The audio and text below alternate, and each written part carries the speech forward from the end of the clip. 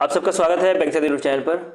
आज जो हम डिस्कस करेंगे वो 20 तारीख का डेली करंट कवर करेंगे। तो मैं आपका दोस्त हीरक नाथ आपको बिना कोई टाइम वेस्ट किए नेशनल अफेयर्स के ऊपर ले चलता हूँ।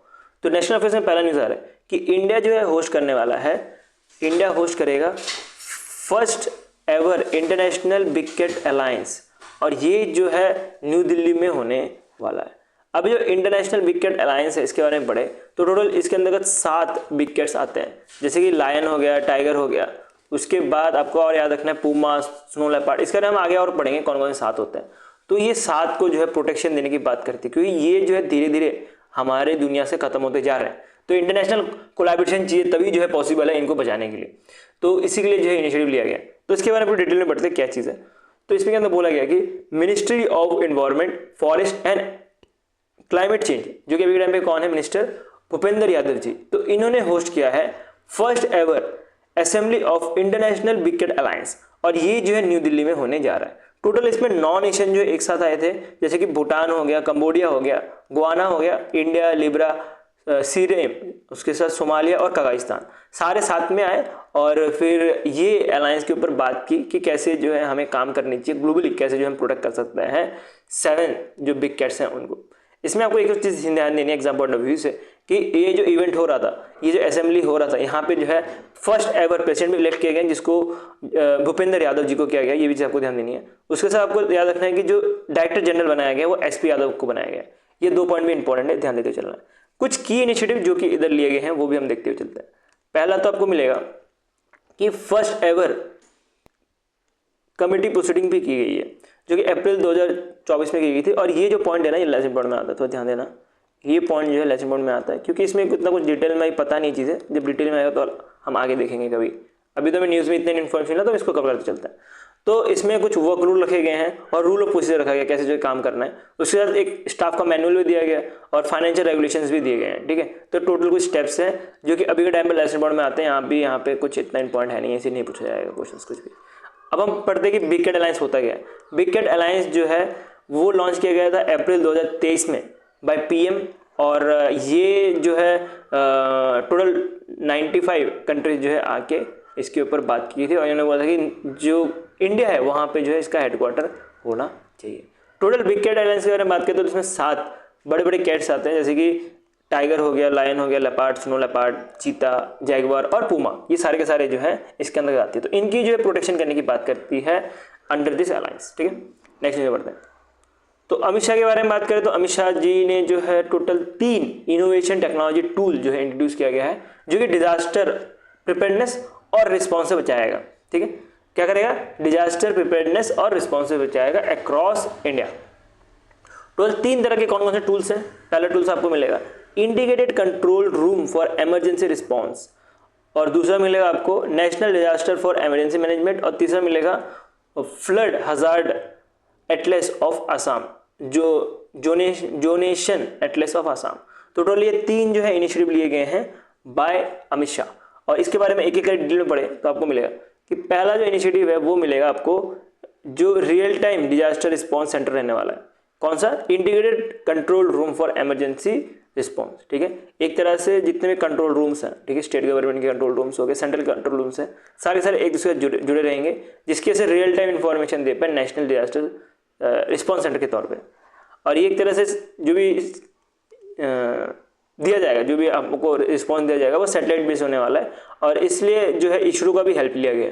तो इसरो के साथ एमयू साइन किया था सितंबर 2018 में, उसी के हेल्प के द्वारा जो है ये पॉसिबल हो पाया। ठीक है, ये ऑपरेट करेगा as a ministry of home affairs की तरह, होम अफेयर्स के अंदर as a national command centre के तौर पे। ठीक है, तो नेशनल कमांड सेंटर के तौर पे जो है ये मिनिस्ट्री ऑफ होम अफेयर्स काम करने वाली है। तो क्या रहने वाला है, मैंने आपको समझा दिया, सिंपल लैंग्वेज समझे कि हर एक स्टेट का अलग अलग कंट्रोल रूम होता है, इमरजेंसी कंट्रोल रूम होता है। तो सारे के सारे कंट्रोल रूम को एक तो जोड़ने का काम करेगा, और वो सारे के सारे जुड़े रहेंगे सेंटर के साथ। तो वो सारे के सारे जो है सेंटर के साथ जुड़े रहेंगे। इसके अंतर्गत ये प्लान है। नेक्स्ट आ रहा है national disaster for emergency management. तो इसमें आपको मिलेगा कि जितने भी डिजास्टर फोर्स है वो सबको जो है एक साथ लाया जाएगा। डिजास्टर फोर्स जैसे नेशनल डिजास्टर रिलीफ फोर्स, उसका स्टेट डिजास्टर रिलीफ फोर्स, ठीक है। तो जितने भी NDRF है वो सबको जो है इसके अंतर्गत एक साथ लाया जाएगा, जिनका काम होता है मोस्टली जो भी डिजास्टर होता है हमारे इंडिया में उसको संभालने का, ठीक है। कोई भी डिजास्टर सिचुएशन हुआ तो NDRF का नाम सबसे पहले आता है। तो ये क्या करेगा, ये सिस्टम क्या करेगा, ये एक तरह से रियल टाइम डेटा शेयरिंग का काम करेगा फॉर रिमोट एरिया ऑपरेशंस के लिए, ठीक है। रिमोट एरिया ऑपरेशन जैसे कि मान लेते हैं माउंटेनस एरिया या नॉर्थ ईस्ट एरिया है, तो वहाँ पे जो है रियल टाइम डेटा देगा कि कहाँ पे क्या सिचुएशन हो रही है।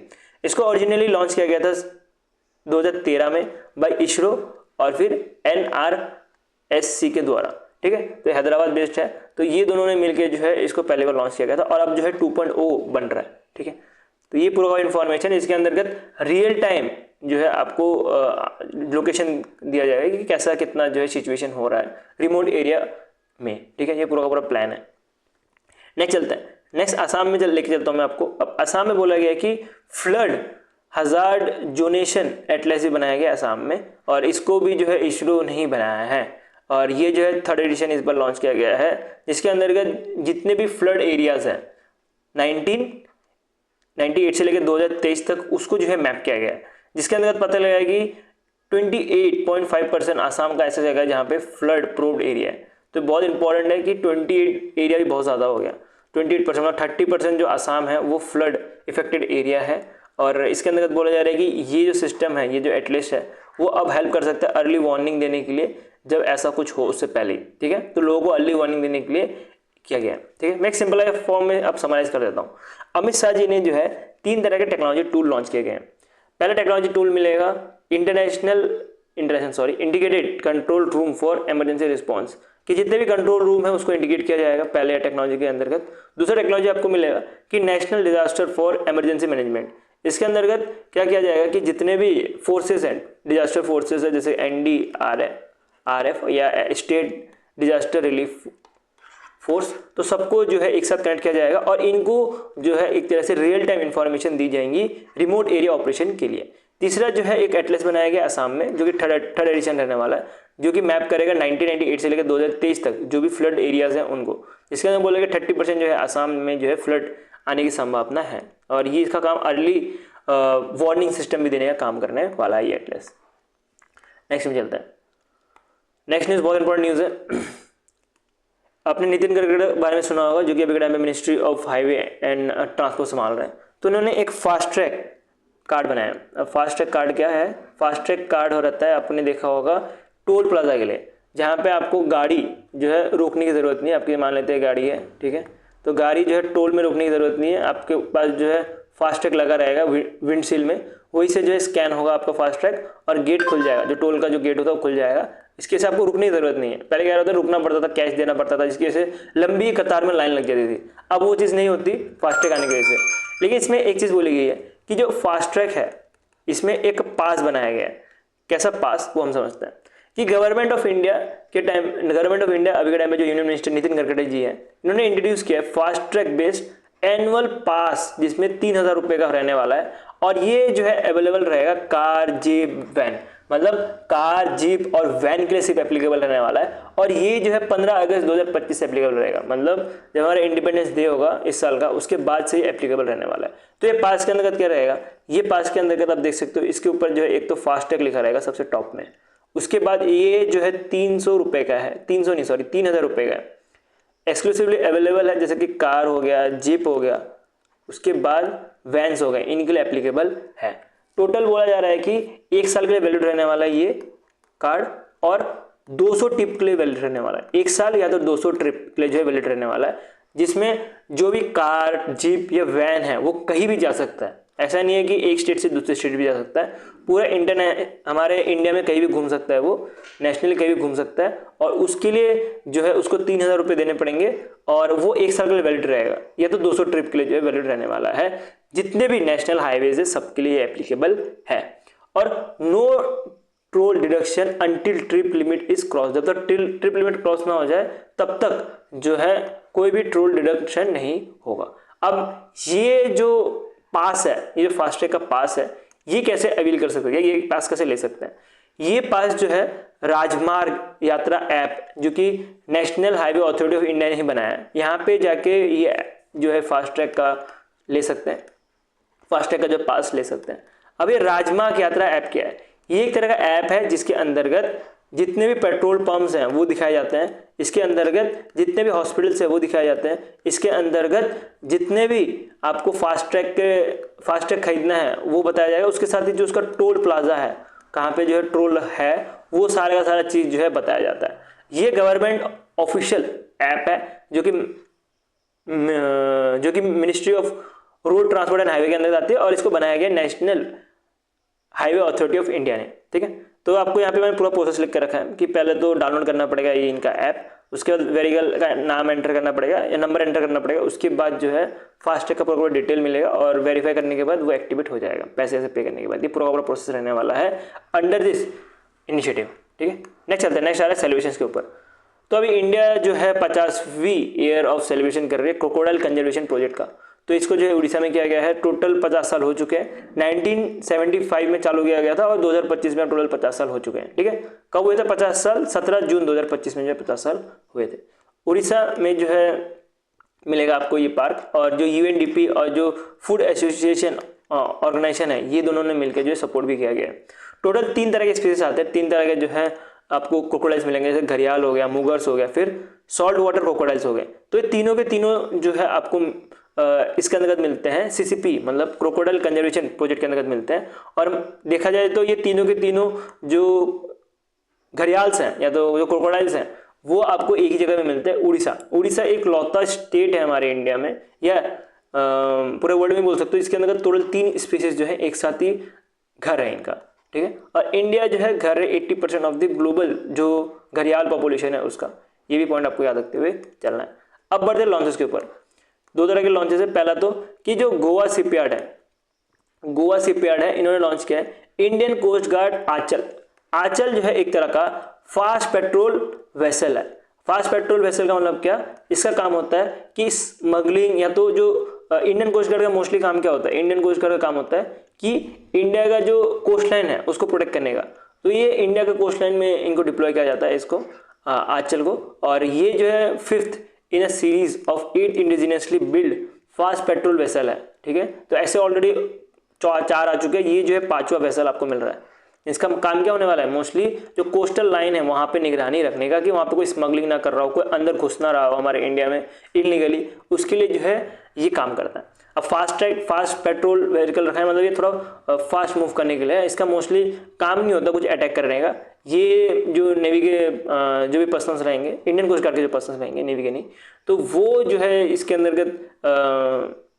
इसके अंतर्गत जो है निगरानी रखने का काम करेंगे। ठीक है, कोई अटैक नहीं कर सकता, ये बड़ा कुछ अटैक नहीं कर पाता है, इनका काम निगरानी रखने का ही होता है। तो बात करें इसके टॉप स्पीड आपको 27 नॉक्स मिलने वाली है। टोटल लेंथ 52 मीटर का है और ब्रेथ जो है 8 मीटर का है। ब्रेथ 8 मीटर, लेंथ जो है 52 मीटर का मिलने वाला है। ये कोई नहीं पूछेगा, थोड़ा बस ध्यान देना। टोटल कॉस्ट के बारे में बात करें, टोटल इसको कॉस्ट लगा है 473 करोड़ रुपए। ये चीज़ आपको थोड़ा ध्यान देकर चलना। नेक्स्ट चलते हैं, नेक्स्ट जुपिटर मनी के ऊपर ले चलता हूँ। जुपिटर मनी और सीबीएस बैंक दोनों ने मिलकर लॉन्च किया H+ रुपए क्रेडिट कार्ड। अभी जो H+ रुपए क्रेडिट कार्ड है ये एक तरह का लाइफ टाइम फ्री रुपए क्रेडिट कार्ड है जिसके अंतर्गत यूपीआई भी सपोर्टेड है। आजकल देखो आपने ऐड भी देख रहे होंगे कि जहाँ पे बताया जाता है कि जो रुपए क्रेडिट कार्ड है उसके साथ जो है यूपीआई भी कर सकते हो। तो वही वाला सिस्टम है कि रुपए क्रेडिट कार्ड के साथ जो है यूपीआई सपोर्ट भी दिया गया है। टोटल बोला है कि रिवॉर्ड जो है 50,000 रुपये एनुअली मिल सकता है। जैसे अमेजोन के थ्रू, अमेजोन से कुछ शॉपिंग कर लिया, वहाँ से कुछ क्रेडिट मिल गया, स्कोर मिल गया, उसके साथ कई आपने ऑफलाइन में जो है शॉपिंग कर ली या कई पेट्रोल भर लिया, जो नॉर्मली जो ऑफर्स रहते हैं जो मोस्टली क्रेडिट कार्ड में दी जाती है, तो वैसे कुछ ऑफर रहने वाला है जिसके अंदर बोला है कि 50,000 रुपये तक जो है एनुअली अर्न कर सकते हो। तो ये जो भी इंफॉर्मेशन है, जो भी एक्सपेंस का इंफॉर्मेशन है, वो जो है जुपिटर ऐप में मिलने वाला है। जुपिटर ऐप एक तरह का फिनटेक है। और बात करें सीबीएस बैंक को जो है जुपिटर ऐप का हेल्प लिया है, जिसकी वजह से जो भी इंफॉर्मेशन है वो जो जुपिटर ऐप में दिख पाए। तो इसके अंदर बोला कि हेल्प करेगा कि यूज़र को भी वो अपना फाइनेंस जो मैनेज कर सकते हैं, इवन बूस्ट कर सकते हैं जो भी रिवाइंड वैल्यूज़ है उनको। ठीक है, तो इसका रिडेम्पशन ऑप्शन के बारे में बात करें तो statement, credit, bill payment, cash and even digital gold, ये सब भी जो है रिडेम्पशन के अंतर्गत आता है। ठीक है। इंपॉर्टेंट क्या एग्जाम्पल, इंपॉर्टेंट ये है कि रुपे क्रेडिट कार्ड है, यूपीआई सपोर्ट करता है, और ये क्रेडिट कार्ड कौन लॉन्च करा, इतना ज़्यादा इंपॉर्टेंट है, बाकी तो इतना ज़्यादा इंपॉर्टेंट है भी नहीं। नेक्स्ट चलते हैं। अभी मैंने आपको बताया था कि इसराइल ने अटैक किया था, न्यूक्लियर अटैक किया था अंडर राइजिंग लायन के अंतर्गत, राइजिंग लायन के अंतर्गत इसराइल ने जो है ईरान में अटैक किया था। तो ईरान कैसे चुप बैठेगा, तो ईरान ने जो है ऑपरेशन ट्रू प्रॉमिस 3 लॉन्च किया है। ऑपरेशन ट्रू प्रॉमिस 3 के अंतर्गत ईरान ने जो है अटैक किया जो भी एनर्जी इंफ्रास्ट्रक्चर है वहाँ पे इसराइल के, और ये इन्होंने एक तरह से नया वेलफेयर इंट्रोड्यूस किया गया है जिसमें एआई पेसिस्टेंट मल्टी लेयर अटैक्स जो है किए गए, एआई का यूज़ करते हुए मल्टी लेटर अटैक किए गए हैं इसराइल में, जिसकी वजह से भगदड़ मच गई। और इंडिया ने भी एक ऑपरेशन लॉन्च किया जिसके अंदर जो भी ईरान में जो बच्चे पढ़ रहे हैं, स्टूडेंट्स पढ़ रहे हैं, उनको वापस लाने का प्लान किया है, और ये इंडिया ने प्लान किया under operation Sindhu. Operation Sindhu को इंडिया ने लॉन्च किया जिसके अंतर्गत बोला गया है कि जितने भी इंडियन नेशन है स्पेशली स्टूडेंट्स, उनको जो है वापस से लाया जाएगा ईरान से। रीज़न मैंने आपको ऑलरेडी बताया, जो ईरान और इसराइल के बीच में जो मिलिट्री कॉन्फ्लिक्ट चल रहा है उसकी वजह से। तो ये पूरा का पूरा प्लान देख सकते हो, टोटल 110 स्टूडेंट को जो है नॉर्थ ईरान से लाने का प्लान है, और ये ईरान से जो है पहले तो रोड के थ्रू आएंगे अर्मेनिया में आने के बाद उसके बाद एक स्पेशल फ्लाइट जो है अरेंज किया गया जो कि इंडिया में वापस आएगा। कुछ सपोर्ट हेल्पलाइन भी लॉन्च किया गया जिसके अंदर 24/7 एक कंट्रोल रूम स्टैब्लिश किया गया न्यू दिल्ली में, और उसके बाद इमरजेंसी हेल्पलाइन जो ईरान में जो कैपिटल है तेहरीन, यहाँ पे भी किया गया। ठीक है, तो 2 जगह पे एक हेल्पलाइन भी लॉन्च किया गया है।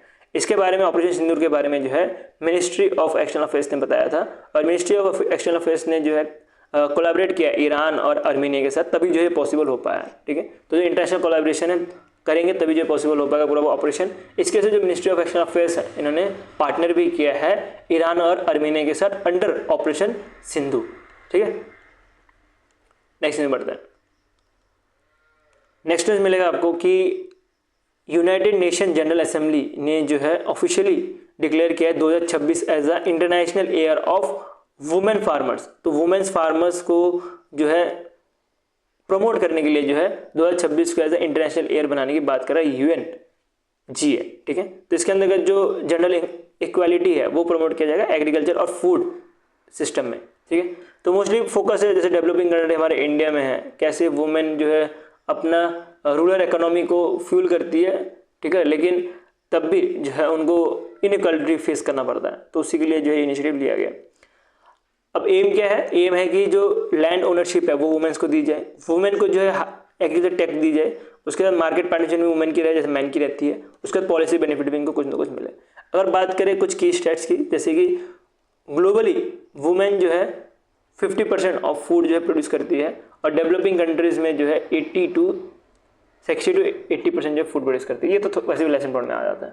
इंडिया के बारे में बात करें तो इंडिया में जो है 80% इकोनॉमिक एक्टिव वुमेन्स है जो एग्रीकल्चर में, उसमें से आपको सिर्फ 14% ऐसे मिलने वाले हैं जो कि लैंड ओनर है हमारे इंडिया में। और अगर बात करें कि नेशनल फैमिली हेल्थ सर्वे की, इसमें सिर्फ 8.3% ही मिलेंगे जो कि फार्म लैंड ओन करते बाय दी वुमेन। ठीक है, ये सारा का सारा डेटा जो है ना, ये अभी याद करते मत चलो, ऐसे लेसन पढ़ में आता है, यहाँ से पूछा आने के चांस बहुत कम है। बस याद रखना कि 2026 को जो है as a international year of women farmers बनाया जा रहा है। ठीक है, ये आपको ध्यान देते चलनी।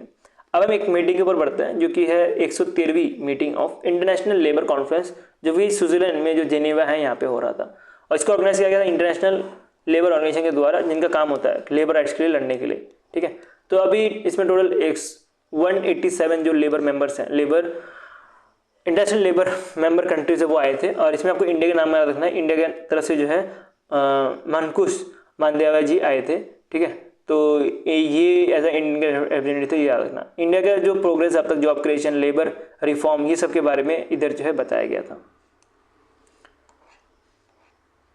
नेक्स्ट एक और मीटिंग हो रही थी 3rd इंटरनेशनल टेलीकम्युनिकेशन यूनियन का, और ये फोकस ग्रुप मीट था ऑन AI। ठीक है, ये न्यू दिल्ली में हो रहा था, और इसके बारे में बात करें तो मोस्टली जो AI बेस्ड टेक्नोलॉजी है उसके ऊपर इधर बात हुई थी। तो यहाँ ये भी इतना कुछ इंपॉर्टेंट है नहीं पढ़ने लायक, तो इसको एक बार वीडियो पॉज करके जो है गो थ्रू कर लेना। ठीक है, वापस रिपीट करके वो मतलब नहीं बनता। हाँ, इधर एक चीज़ इंपॉर्टेंट है, ये पर्सन के जो नाम याद है ना, ये पर्सन का नाम आपको थोड़ा सा याद रखते हुए चलना है। ठीक है, इनको नॉमिनेट किया गया है as a joint wireless adviser के तौर पे, और एज ए डायरेक्टर के तौर पे भी अभी काम कर रहे हैं। अब कुछ अपॉइंटमेंट की तरफ बढ़ते हैं। तो 2 तरह के अपॉइंटमेंट्स हैं। पहला तो अनुराधा ठाकुर मिलने वाला है, इनको as a officer of special duty बनाया गया है डिपार्टमेंट ऑफ इकोनॉमिक अफेयर्स का। ये रिप्लेस करेंगे अजय शेठ को, ठीक है। तो इनकी जो भी अपॉइंटमेंट है वो मिनिस्ट्री ऑफ फाइनेंस के द्वारा की गई है। इनका रिस्पॉन्सिबिलिटी होने वाले कि इकोनॉमिक पॉलिसीज और जो नेशनल बजट है उसको ड्राफ्टिंग करने का, ठीक है। टोटल बात करेंगे इनको जो है अब 2 बोर्ड संभालने पड़ेंगे, ठीक है।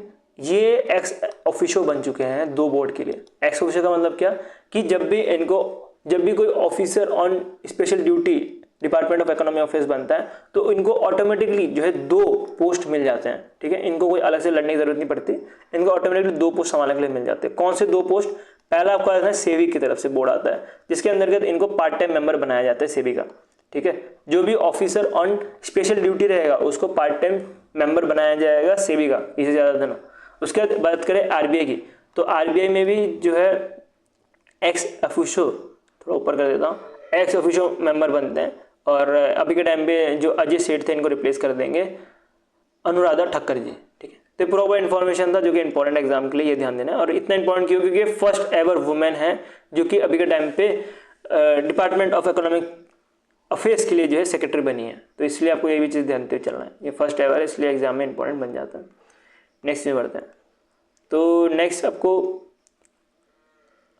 ए चंद्रशेखर जी मिलेंगे जो कि चेन्नई से आते हैं। तो इनको प्रोवोस्ट ऑफ एमआईटी का बनाया गया है, ठीक है। तो इनके बारे में बात करें तो जो एमआईटी इंस्टीट्यूट है यूएस बेस्ड, आपको पता होगा उसके बारे में। तो इनको जो है प्रेसिडेंट बनाया गया और प्रेसिडेंट के नीचे जो है इनका काम रहता है, ठीक है। और नेक्स्ट अवार्ड अब मैं आपको पीडीएफ दे दूँगा, वहाँ से पढ़ लेना। वैसे मेरी जो टैब है इसकी बैटरी खत्म होने वाली है, ठीक है। वीडियो अभी के लिए इतना रखता है, नहीं तो फिर बैटरी खत्म हो जाएगी तो वीडियो बनाने का कोई मकसद नहीं रहेगा। तो एक ही अवार्ड है वो आप पीडीएफ से पढ़ लेना। अभी के लिए इतना रखते हैं। Thank you watching for this video.